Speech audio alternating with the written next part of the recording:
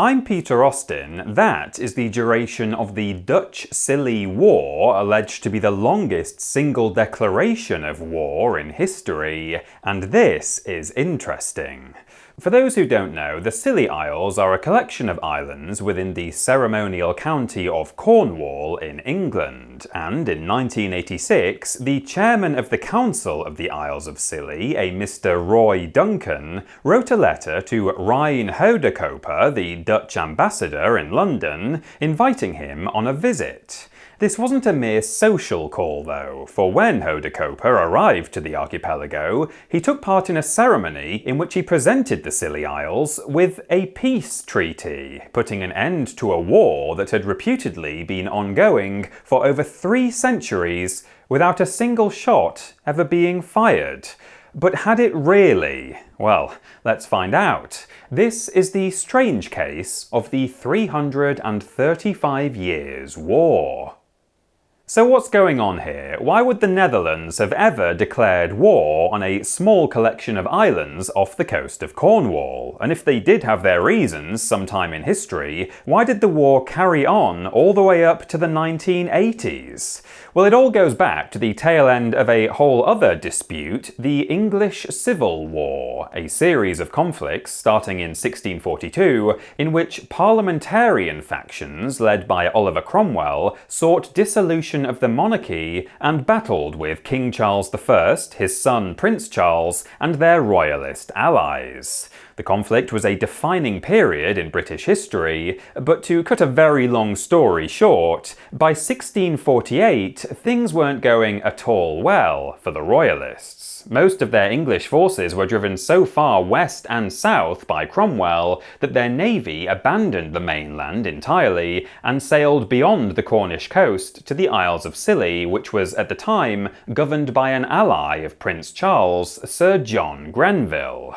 From here, though, their ships began causing a great deal of trouble for the Netherlands. You see, the Dutch Republic at the time was allied with the parliamentarians, having bet on them winning the English Civil War, and as such, the royalists in Scilly took to attacking the Dutch merchant navy, sinking their ships and stealing their goods. By 1651, the Netherlands had decided enough was enough, and on the 30th of March, Dutch Lieutenant Admiral Martin Harpertzoon Tromp travelled to the islands to demand compensation. Now, this much is all true, but from here on in, the story takes a rather odd turn. According to contemporary writer and fellow parliamentarian Sir Bulstrode Whitlock, Tromp came to Pendennis and related that he'd been to Scilly to demand reparation for the Dutch ships and goods taken by them, and receiving no satisfactory answer, he had, according to his commission, declared war on them. Now, we'll come back to this in a minute. Meanwhile, of course, Cromwell's efforts in the English Civil War continued, and before a single shot was ever fired in the apparent Dutch Scilly War, the naval fleet of parliamentarian Admiral Robert Blake forced the royalists at Scilly into complete surrender. Then, with Cromwell's subsequent victory over Charles at the Battle of Worcester in September, the English Civil War effectively came to an end, and the royalists more or less stood down. But therein lies the problem.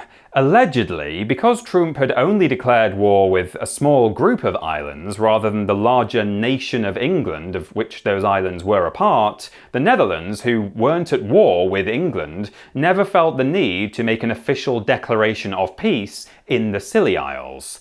And so it goes that, legally speaking, the war between the Netherlands and the Scilly Isles continued for 335 years, remembered only as local legend in the Isles of Scilly. It was only when Roy Duncan spoke to Ambassador Houdekoper that the Dutch government looked into the matter and decided that an official treaty was in order.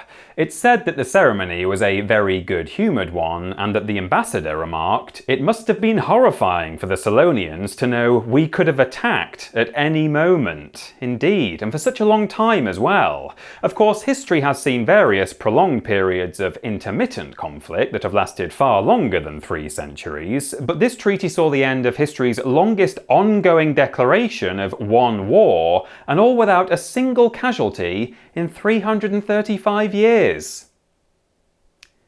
Or so we'd all like to think, but as it turns out, it's actually a bit more complicated than that. Remember when I said I'd come back to that declaration of war recorded by Whitlock? Well, this is why for the entire duration of this video, I've referred to the 335 years war as an alleged one. You see, there are three main problems with this story.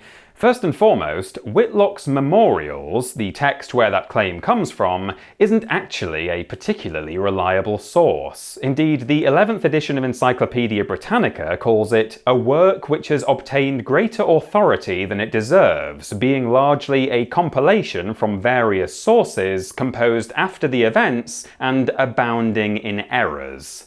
Ooh, okay. Additionally, there's no reason to believe that Lieutenant Admiral Trump would have had commission, that is, the power granted to him by the Dutch government, to go around making official declarations of war on behalf of the Netherlands. And furthermore, even if he did have that power, it would have been dubious at best for him to make such a declaration against a specific archipelago that the Dutch have always recognised as being part of England itself, who Trump, for obvious reasons, didn't declare war on. All in all, it appears the idea of the 335 Years' War came about due to a combination of dubious contemporary sources, local Solonian legend, and what was essentially a pretty good PR stunt on the part of Roy Duncan and the Dutch embassy. In fact, you might say, and this is going to be really offensive to all of my Cornish viewers, it was all a silly story. I'm very sorry. I've been Peter Austin, and that was interesting.